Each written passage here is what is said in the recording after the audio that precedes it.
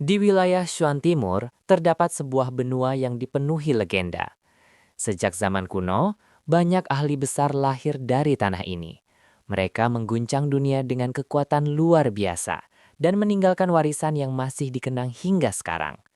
Nama mereka tetap dihormati, bahkan setelah ratusan hingga ribuan tahun berlalu. Karena itulah, wilayah Shuan Timur menjadi tempat yang sangat dihormati oleh para praktisi di seluruh dunia. Di benua ini, jumlah kerajaan sangat banyak. Kekaisaran muncul dan runtuh setiap saat, sementara persaingan kekuasaan tidak pernah berhenti. Namun, di atas semua kerajaan tersebut, ada kekuatan yang jauh lebih besar. Mereka dikenal sebagai sekte super. Sekte-sekte ini memiliki warisan dari zaman kuno, dan kekuatan mereka jauh melampaui kekaisaran biasa. Di antara sekte super itu, ada 8 sekte terbesar yang berdiri di puncak dunia. Gerbang Yuan, Istana Kemurnian Tertinggi 9 Surga, Sekte Dao, Sekte Seribu Boneka, Lembah Simbol, Sekte Pedang, Istana Sunyi Besar, dan Sekte Surgawi. 8 sekte inilah yang menguasai wilayah Shuan Timur. Kekuatan mereka begitu besar hingga mampu menghancurkan sebuah kerajaan hanya dalam waktu singkat. Namun, meskipun kuat, konflik tetap tidak bisa dihindari. 8 sekte ini sering bersaing satu sama lain. Sementara, sekte-sekte lain juga berusaha naik dan merebut posisi mereka. Dunia kultivasi memang selalu dipenuhi persaingan. Di bagian barat daya wilayah Shuan Timur, terdapat sebuah pegunungan raksasa yang membentang hingga puluhan ribu kilometer. Pegunungan ini selalu diselimuti awan dan kabut, menciptakan suasana misterius. Tempat ini dikenal sebagai wilayah Dao. Disinilah berdiri salah satu dari 8 sekte terkuat di dunia, Sekte Dao. Ratusan kerajaan di sekitar wilayah ini memandang Sekte Dao sebagai pemimpin mereka. Bagi mereka, Sekte Dao bukan hanya sekte, tetapi juga tanah suci. Jauh di dalam pegunungan wilayah Dao, terdapat sebuah area yang tertutup kabut tebal. Gunung-gunung raksasa berdiri menjulang tinggi. Di puncaknya terlihat bangunan-bangunan megah yang tak terhitung jumlahnya. Di bawahnya, terdapat banyak kota yang ramai oleh kehidupan. Dari kejauhan, tempat ini terlihat seperti sebuah negara besar. Di bagian terdalam wilayah itu, tirai cahaya raksasa membentang dari langit seperti kubah besar yang menutupi seluruh wilayah. Di dalam kubah tersebut, berdiri banyak aula kuno yang memancarkan aura zaman dahulu. Banyak sosok manusia terbang di langit, bergerak melewati awan. Jika dilihat dari atas, mereka tampak seperti semut yang bergerak di dunia kuno yang agung. Tiba-tiba, tirai cahaya di langit bergetar. Cahaya berkumpul dan membentuk sebuah formasi. Dalam sekejap, ratusan orang muncul di dalam formasi tersebut. Begitu mereka melihat pemandangan di bawah, semua orang langsung terdiam karena kagum. Di antaranya, Lindong menatap dengan mata terbelalak. Ia menarik nafas panjang sambil melihat tirai cahaya raksasa yang menutupi langit. Kemudian, pandangannya beralih ke gunung-gunung besar yang memancarkan aura kuno. Rasanya, seolah-olah ia telah kembali ke zaman kuno. Harta karun kuno yang pernah ia kunjungi memang luar biasa.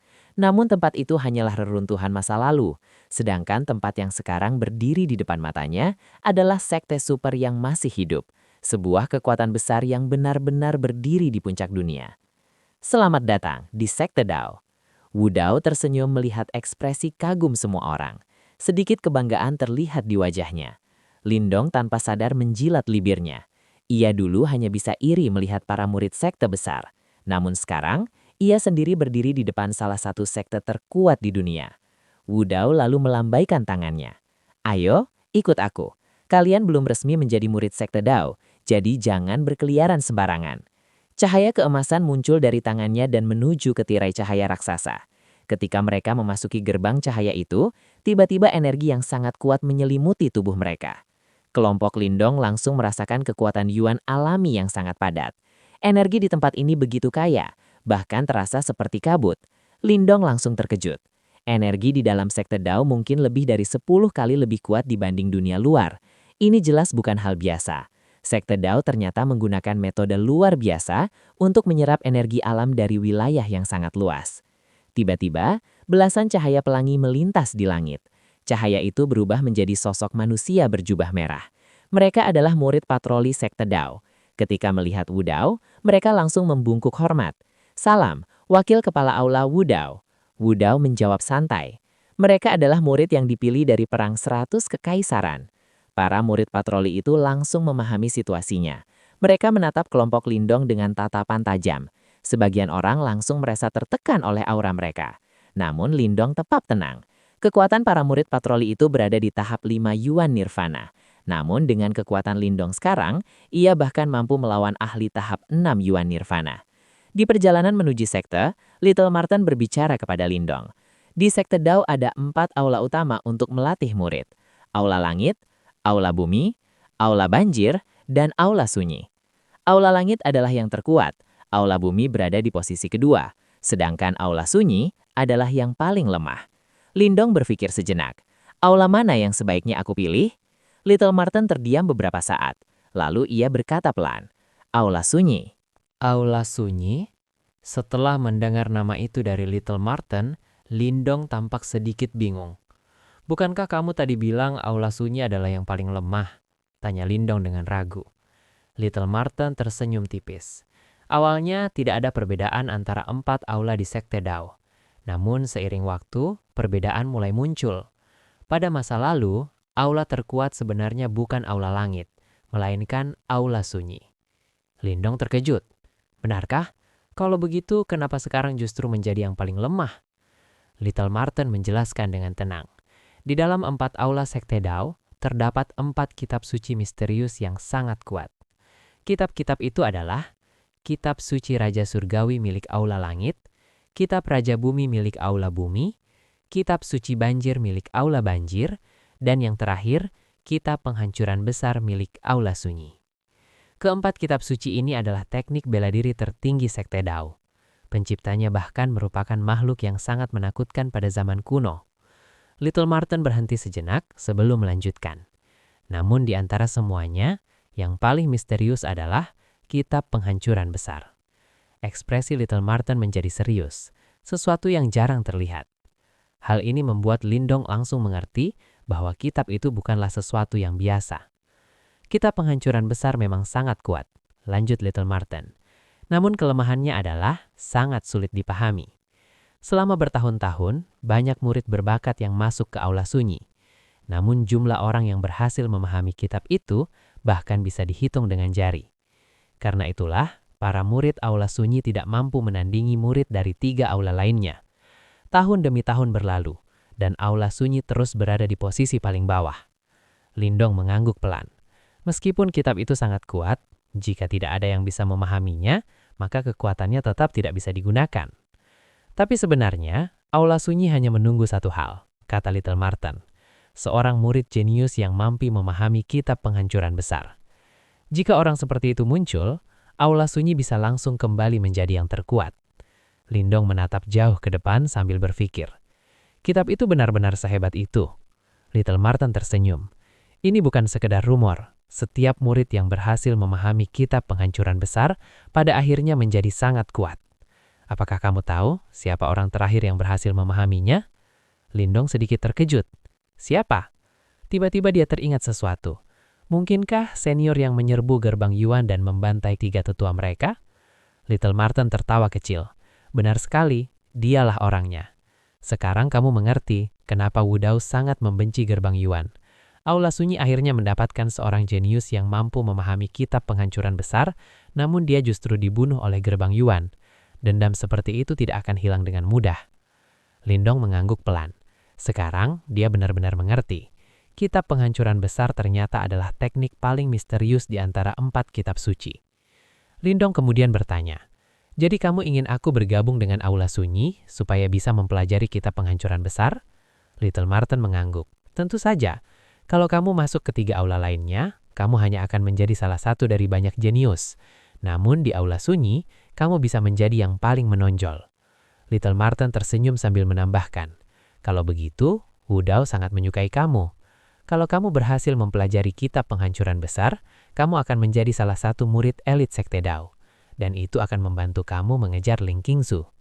Lindong memutar mata, tapi dia tidak membantah. Meskipun dia adalah juara perang 100 kekaisaran, tempat ini adalah sekte Dao.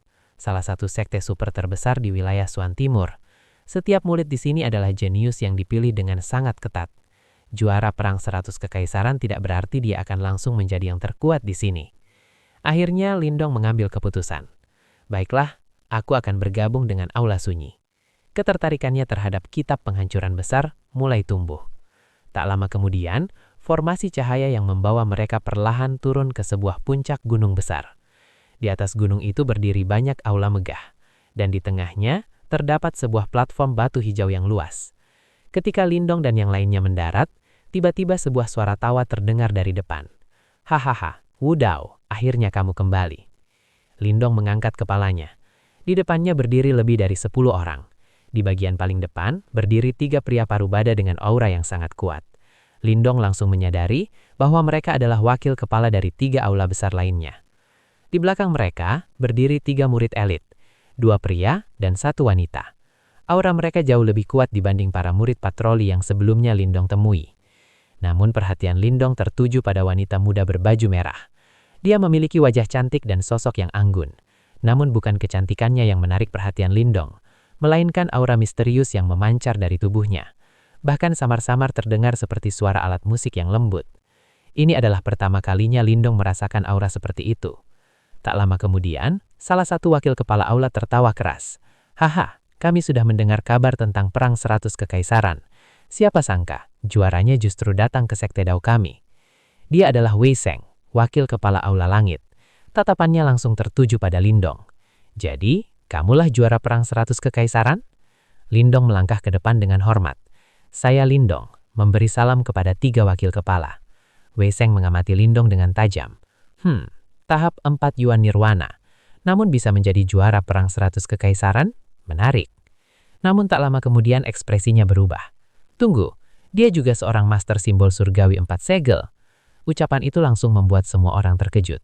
Mengolah kekuatan Yuan dan energi mental hingga ke tingkat setinggi itu bukanlah hal yang mudah. Wei Sheng tersenyum. Dengan kekuatan seperti ini, tidak ada heran kamu bisa menang. Kemudian dia berkata langsung, Lindong, bergabunglah dengan aula langitku. Mendengar itu, ekspresi Wudao langsung muram. Dia tahu bahwa aula langit adalah aula terkuat. Jika Lindong memilih mereka, tidak ada yang bisa menghentikannya. Wudao hanya bisa berkata dengan pasrah, aula langit adalah yang terkuat. Kalau kamu ingin bergabung dengan mereka, silahkan. Semua orang menunggu jawaban Lindong. Namun setelah beberapa saat, Lindong menghela napas. Kemudian dia menangkupkan tangan dengan hormat. Terima kasih atas tawaran wakil kepala. Tapi saya ingin bergabung dengan Aula Sunyi. Begitu kata-kata itu keluar, semua orang di platform langsung tercengang. Semua orang di panggung pemilihan aula langsung tercengang setelah mendengar keputusan Lindong. Satu persatu tatapan mereka beralih kepadanya dengan ekspresi terkejut. Hanya Little Marten dan Little Flame yang tetap terlihat tenang. Lindong, kamu? Bahkan Wudao pun tampak terkejut. Ia jelas tidak menyangka Lindong akan menolak aula langit, aula terkuat, dan justru memilih bergabung dengan Aula Sunyi. Ekspresi terkejut pada wajah Wei Sheng, wakil kepala aula langit, perlahan menghilang. Ia menatap Lindong dengan tajam sebelum mengerutkan kening. Lindong, kamu memiliki bakat yang luar biasa, katanya dengan suara dalam. Jangan merusak masa depanmu sendiri. Aku tidak bermaksud merendahkan Aula Sunyi, tetapi aku berani mengatakan bahwa bakatmu akan berkembang jauh lebih baik di aula langit. Meskipun kata-kata Wei Sheng terdengar agak meremehkan, Wudao dan yang lainnya tidak membantah. Bagaimanapun juga, saat ini aula langit memang yang terkuat di antara 4 aula. Lindong tersenyum pahit. Saya merasa Aula Sunyi lebih cocok untuk saya. Wakil kepala aula Wudao, bagaimana menurut Anda? Saat mengucapkan kalimat terakhir itu, Lindong sengaja menatap Wudao. Ia berharap orang tua itu setidaknya membantunya sedikit. Tidak mungkin ia harus menghadapi tatapan tajam para petinggi sekte Dao sendirian. Wajah tua Wudao sedikit bergetar. Lindong bisa melihat kilatan kegembiraan di matanya. Namun setelah ragu sejenak, Wudao justru berkata sesuatu yang hampir membuat Lindong muntah darah. Aula langit memang lebih kuat daripada Aula Sunyi. Lindong langsung terdiam.